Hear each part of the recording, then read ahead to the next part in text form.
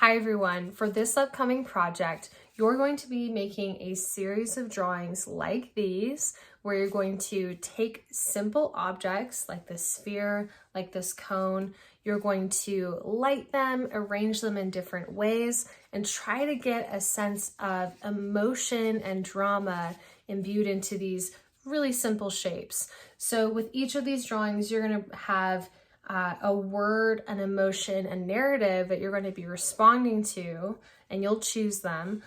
For me, I chose this concept of a part for this drawing. So I wanted to try to get these simple objects to communicate a sense of loneliness. The ways that you're going to do that are how you arrange them, where you place them within your composition on the page, the value structure, so the sense of light and dark, and then also the mark making. So all of those elements are going to come together with these simple objects and help communicate a narrative. And this is kind of essential skills stuff that's going to go into more complex projects throughout the semester. So let's go ahead and get started, and I'll show you the process for this drawing that I made. Before making my drawing, I first had to try to arrange my objects in a compelling way. This was my first try responding to the theme of apart or loneliness, but to me it fell kind of flat. So in this version, I tried a different perspective with the cone way off in the distance, the sphere in the foreground, and that I found really compelling, and it made me want to draw. Don't just settle for your first idea. Try arranging the objects in different ways, try lighting them in different ways, and take lots of photos to work from. Okay everyone, so for this drawing, we're going to do a series of drawings, 3 different drawings at this size, which is 5 by 7. I've mapped this out onto my paper, and we're going to do these simple object still lifes. But we're also going to think of how to impart emotion even with simple objects. Now first I'm going to start by just doing a really simple thumbnail. Now I don't want to do this right next to my drawing. I want to give my drawing some breathing room. I also, when I do multiple drawings, you can see I have some different rectangles mapped out. I don't want to jam them right next to each other. Give them some breathing room, because if we later like these drawings, it's going to be really easy to take a mat, frame it, and that's going to look nice. But if you jam your rectangles right next to each other, you're not going to have that option. So you always kind of want to be thinking like that, giving yourself options. First, I'm just going to sketch out a quick thumbnail. Now with my thumbnail, this is like a little drawing plan. You're mapping out what you want to do in your more finalized drawing. You need to make sure it's the same shape. So if I'm working in a rectangle, I'm not going to do a thumbnail in a circle, right? Or more common, doing it in just a square. That is a different composition, okay? So thumbnail, first I'm really thinking of the placement of objects. Now, for this one that I'm going to be showing, the emotion or theme is apart. So I'm kind of trying to show distance, loneliness with these really simple objects. So I have this sphere, which is closer to me in this scenario that I set up with my simple objects. And the cone is going to be off in the distance. And the light source is coming from kind of like right in here, hitting my sphere. There's going to be a little shadow going to the side, and the shadow is casting back pretty dramatically. Okay. When I was playing with these simple objects, I wanted to see how where I placed an object made a sense of emotion, how where I placed the light made a sense of emotion. And you all will be setting up your own little kind of still life scenarios and taking photos to work from. You'll have to think about how do all these things come together to create a sense of emotion and kind of start to tell a story. Okay, so I'm just sort of placing things, and I want to check against my reference that the placement is looking good. Obviously the sphere is closer, right? The cone is farther away. It's also casting a shadow. It's hitting a backdrop. Okay, and then with a thumbnail, we're not going to get into a ton of detail, but you should establish your shadow mass. Okay, that is what is going on with the entire shadow shape. If you squint your eyes, where is that whole kind of shadow family living? Okay, you can think of it also as a kind of posterized value statement, so dark and light. You want to know where those different, where that shadow family is and where that light family is, and be able to recognize that really quickly. Okay, and this is also going to be how you start your more detailed drawings that we'll do in these little kind of postcard size rectangles. Okay, so quick shadow mass. I like that this is feeling larger. It's sort of coming towards us.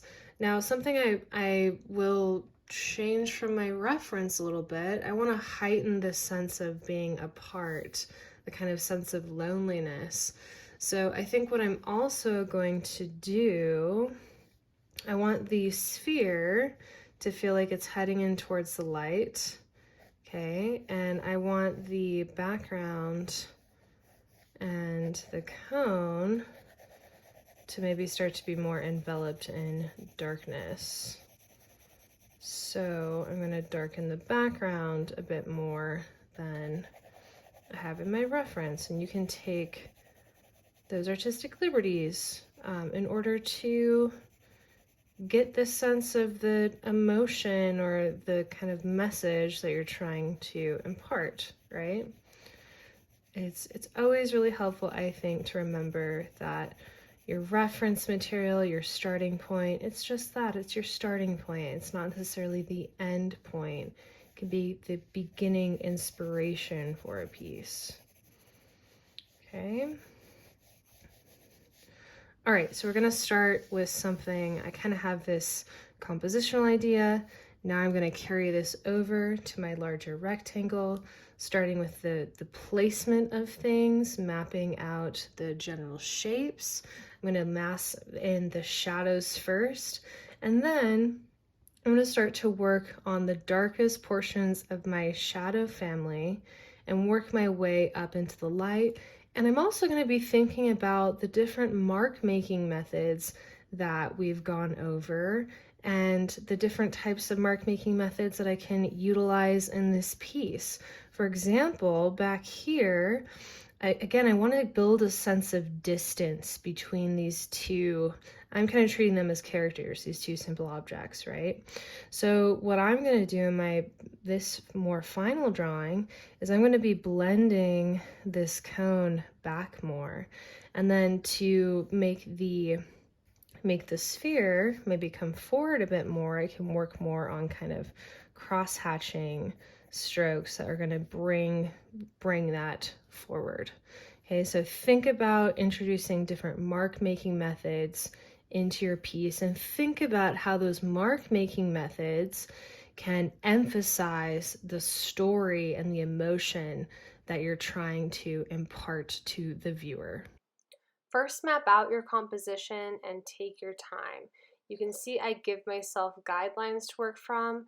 I'm really trying to capture the size of the objects accurately. Now I'm pausing the time lapse for one moment to just point out something that I did with the sphere that a lot of students usually have a question about, which is, well, how do you draw a sphere, right? It seems simple, but that it's actually one of these things that can be really hard. One thing you want to keep in mind with the sphere is that the height of the sphere and the width of the sphere should feel the same or like roughly equivalent, right? And if I just go to try to draw a sphere right away, I can get pretty close because I've had a lot of practice. But something I find really helpful for folks of really all levels, and I do it all the time, you saw me do it in the time lapse, I like to give myself the height, okay? And then I like to give myself the width.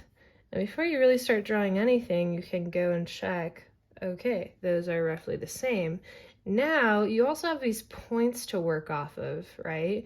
And rather than just trying to draw it completely on your own, and a lot of times you end up with something a little lumpy, right? Where that width is greater than the height or the other way around. That's looking like an egg, right?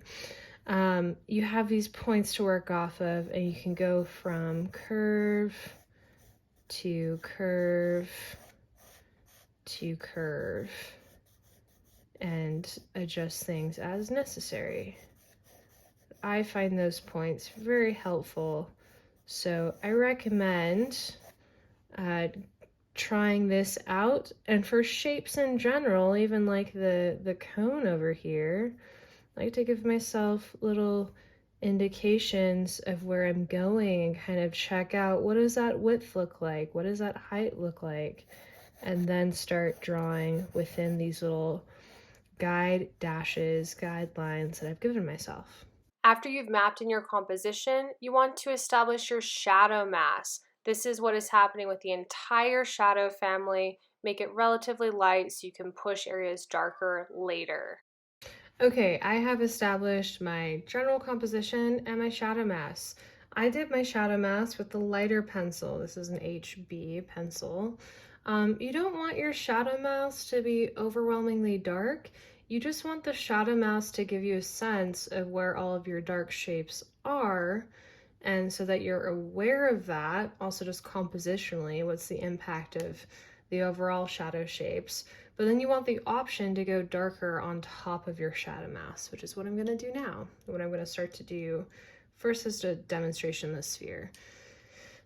So we have our shadow mass, and now I'm ready to work from my very darkest shadows into my light shapes. So that's also going to call for, can move to some darker pencils. I have a 2B, and I also have this very rich ebony pencil, which is like a 6B or 7B. So the very darkest shadow is going to be the occlusion shadow, which is at the bottom of forms. So where forms are touching down on the surface, or where forms are touching each other, and those forms touching each other are making it so that the light is blocked out. It can't penetrate down into that area, so it goes incredibly dark. So I'm essentially thinking of a value scale, right? And the occlusion shadow is like the darkest portion of that value scale. And so I'm using the pressure of my pencil to make that nice and dark, and I'm using a dark pencil to get there. Okay. The cast shadow going out here, a portion of it is very dark, close to my form. And then also we have a core shadow on the form here that's also going to be dark. Now I can still use this pencil for those darker shadows, but I don't want it to be as dark as this. So I'm going to start to use less pressure. Okay, let's see, I'm going to kind of map out the really dark area within the cast shadow. It stays pretty dark, kind of in this zone. And then as the cast shadow from my sphere extends out, gets further away from the form, more light filters into it and it becomes lighter as it extends away from our sphere. Okay, so now I'm going into here, and like I said, I'm using less pressure. I don't want it to feel like it's the occlusion shadow, right? And that comes down to creating a sense of light logic, where you're showing in your drawing that you understand where different shadows and light fall on the value scale. And there is a kind of rationale to it, okay? All right, so fairly dark within that area, but again, as it's going to extend out, it's going to get lighter. I'll get to that later. All right, core shadow. The core shadow lives in kind of the section right at the kind of border of our shadow mass shape and the light mass. It's also called the terminator. Okay, so it's going to be right in here. And it's darkest kind of towards the top of our form here. And it kind of peters out as it comes down. And part of why it peters out is that we have light coming into our scene. The light also kind of, it's going everywhere, right? The light's coming out, the light hits our tabletop, and the light doesn't just disappear, it bounces around. And what happens when that light bounces around, it bounces into the bottom portion of our shadow mass, and it makes the bottom portion of the shadow lighter compared to other portions of the shadow. So what that means for our cast shadow is that it's going to be darkest towards the kind of top of the form. Again, still using this very dark pencil, but I am not using as much pressure so that my core shadow doesn't start to compete with my occlusion shadow. Okay, so core shadow, cast shadow, compared to our occlusion, maybe kind of more in that range. This is going very dark. This is also dark, but not quite as dark. It's a step down. Okay. And that core starts to peter out around here as we have reflective light coming into our shadow mass. I'm going to make this a touch darker. Okay. And then I'm going to start to kind of create a gradient effect going from the core shadow as I get into the reflected light of my sphere. And I'm also going to work on a gradient, I'll actually start in this first, with my cast shadow down here. So I go from the darker portion of my cast shadow as it extends out. Now, as I'm starting to get into a lighter value, I'm going to transition into a more kind of medium pencil. This is a 2B, okay?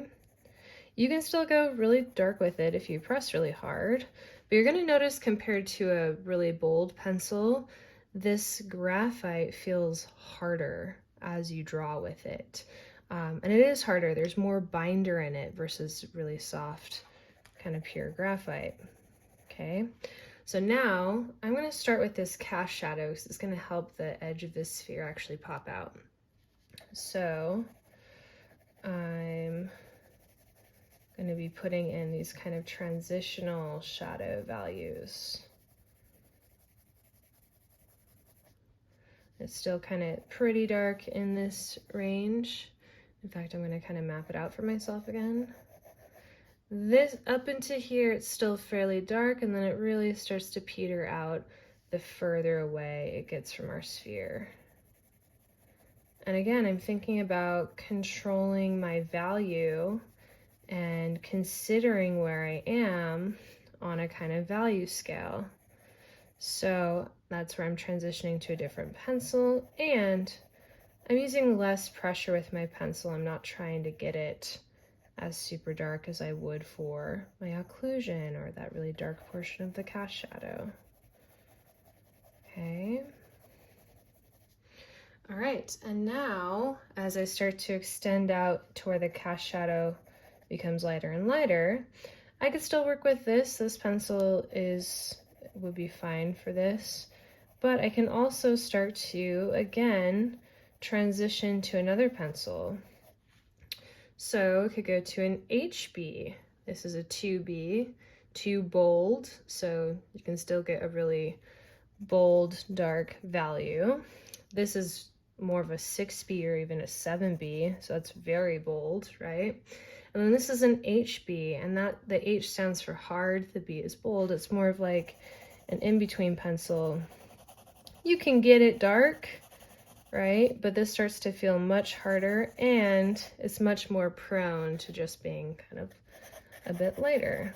And you're even going to notice a difference in the sound that drawing with this pencil makes. It's a different sound than your bolder pencils. It's kind of a crisper sound in a way. And that's part of that, again, is because there's more of a binder in this pencil, and that is harder. And you're gonna feel that difference too as you become more familiar with these different types of pencils.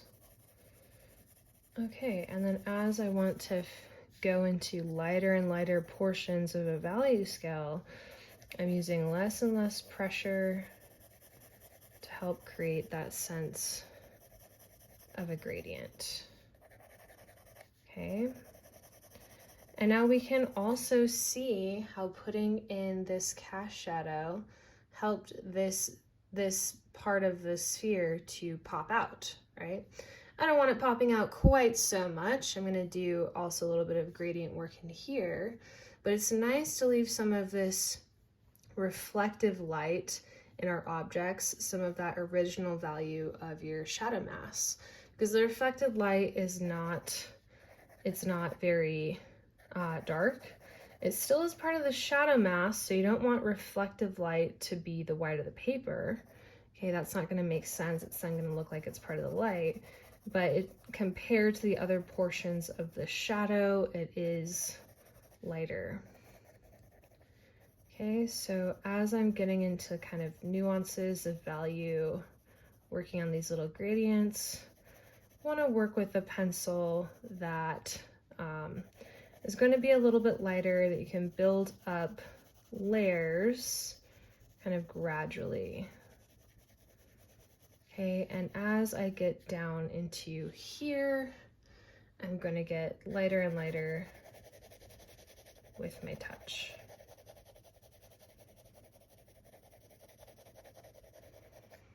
Okay, and I can also see that I want to maybe make portions of this back shadow a little bit darker again. I might transition back to my 2B pencil, making that back shadow a little bit darker to help my sphere to pop out. And that kind of gets into the idea that value is relative and it's really about context. So having this darker portion right here helps this to feel lighter. This wouldn't feel light if it was just on a white background, for example. Okay, and then you can also start to identify parts of your light once you start to have kind of worked up your shadows. There's definitely more I can kind of work on in my shadows here, and I will work on them, but do kind of want to get into some of the light too. So the sphere is kind of being flooded by light in here. There's kind of a transitional value along there. Okay, we're going to get into some midtones a bit, and then it's really kind of lightest right in there. The midtones, as you work into the light, you want to definitely be using one of your very lightest pencils, and you want to be using it lightly. You don't want the light to part of your light family to feel like it's a shadow. So to do that, you need to work with those lighter pencils, you need to use less pressure, and you just need to work in soft, subtle layers. Okay. To also make this light portion of my sphere stand out, I'm going to push part of this background darker right next to it. I'm going to go in with more of my 2B, and I'm even just going to kind of take this and lay it down a little bit more. You can see I'm holding it like this, and I'm going to mass in a value. I'm going to get that edge a bit. With this though, and with these drawings, I'm trying to use value to communicate form. I want to start to get rid of the lines. I don't want to rely on a line to show the form. So I'm getting rid of that line. I'm popping in this darker value to help my light to pop out. And this nice kind of darker value is going to help with like the sense of drama in our scene. Who knew that just a sphere and a cone could be dramatic, but they can. Basic shapes are kind of the foundation to sort of everything. And before you get into getting into detailed characters and tons of pattern and things like that, you want to think about what's happening with the basic shapes, the basic values. How is that helping to tell your story? Okay, so I'm going to continue on with the time lapse. You'll see me work through the shadows throughout the piece. Then I'll also start to consider introducing mark making, blending things out to also help communicate the feeling of being apart or lonely, that kind of theme that I'm going for. Remember to work from dark to light and from general information to specific information. With the tablecloth here, you can see I first put in the shadow mask areas for the tablecloth, and then I start to put in the darker portions of it and work my way up the value scale. You want to build up value throughout your drawing, and then you want to see what types of marks you want to emphasize, what details you want to add, and where you want the focus to be. Okay, everyone, I'm now at a point where I want to start playing around with some of my mark making methods, and I want to try blending some of this back, and then I want to try adding some more cross hatching, including I'm going to put in some subtractive cross hatching into the light on my sphere to kind of pull it forward. So as I've been going, and I want you to kind of do this too, I've been kind of creating this story in my head about these two shapes, these two characters. So the sphere is going away from the cone. They've broken up, right? I started getting this whole story in my head. So to kind of try to help tell that story, I want the cone sinking back more, like it's been abandoned. I want this sphere feeling like it's forging ahead, going forward. And I'm going to try to use some lines to pull it forward. And also the most intense values are going to be in here. And I've deliberately kind of kept this more kind of simplified in its value. And what I'm also going to do, I'm going to start to blend some stuff out. I just have a little bit of a paper towel here. You can blend with your finger, but you need to be careful with it. Your skin can have oils. It's also kind of a hot day. I don't want that moisture from my skin going into the paper. That can make it really hard to erase later, and it makes some really weird smudges. So instead, I'm going to use a piece of paper towel, and I'm going to blend out some of this background. I want it to feel sort of atmospheric and hazy. And likely what I'll do, I'll start to blend some out, and then if I want it darker, I'm going to add some more graphite in, and then I can blend again. You kind of repeat that process until you have a kind of darkness that you like. I want some darkness kind of shrouding the cone, again kind of giving it this feeling of being abandoned, and then it gets a bit light. I want it to feel a little bit lighter as it comes out towards the sphere. Okay. And I have some scumbling kind of marks in there. I like those scumbles. I just want kind of a combination of both scumbling and blending.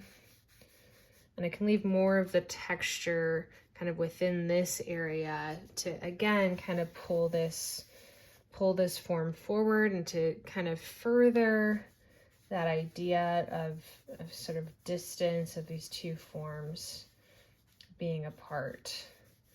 So this doesn't mean do this in every drawing, right? This just means I'm actively thinking about the concept for this drawing. How do I impart that and I'm trying to use the different ways that the graphite has been applied, the composition, and the value structure to help tell that.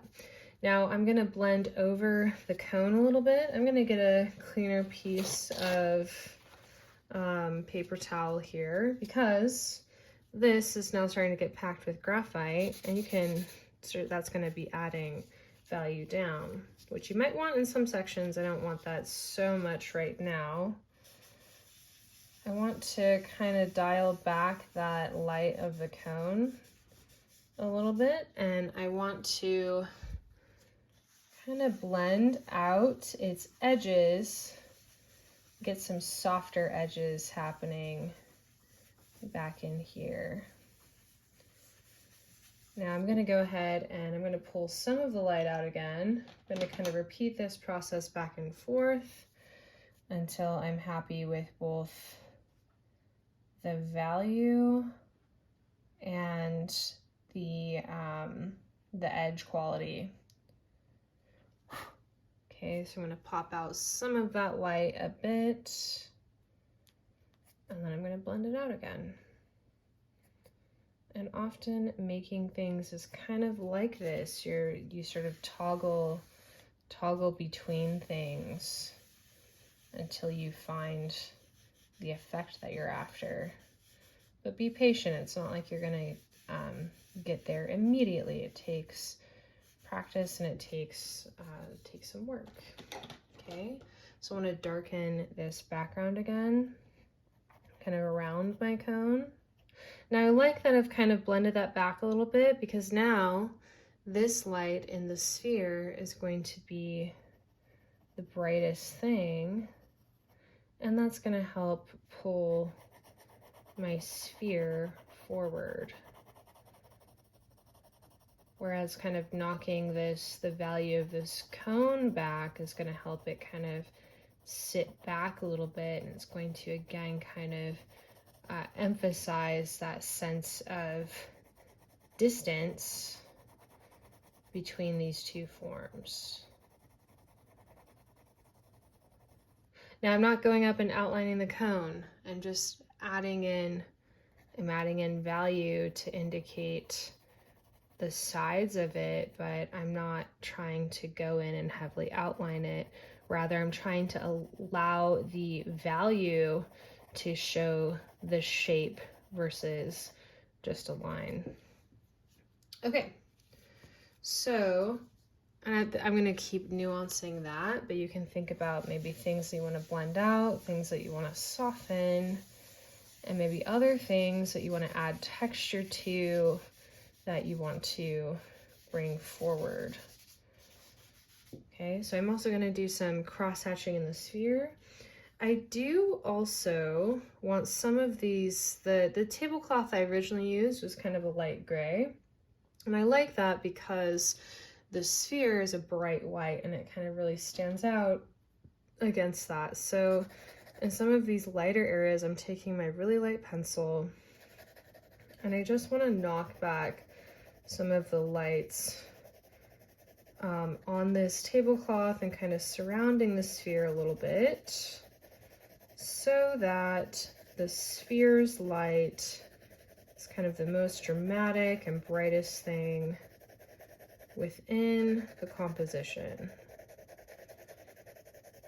So that's also helping, that's allowing your value structure to kind of express what's important and to kind of bring something forward. If your most dramatic dark areas are in a place, your brightest areas, that's going to tell the viewer to look there. It's going to immediately kind of draw their eye there. So you want to use that as an artist and as an illustrator, as a designer, to your advantage. It's using those visual elements. Okay, so now I'm maybe going to try something kind of interesting with the sphere, and we shall see if I even like it. That's part of any process, no matter what level you are. You have to sort of test things, and sometimes you go, oh, I really like that, and sometimes like, yeah, no. So what I'm going to do, I'm going to knock back the light on the sphere a bit, and then I'm going to carve out some bright lights in some kind of crosshatchy forms.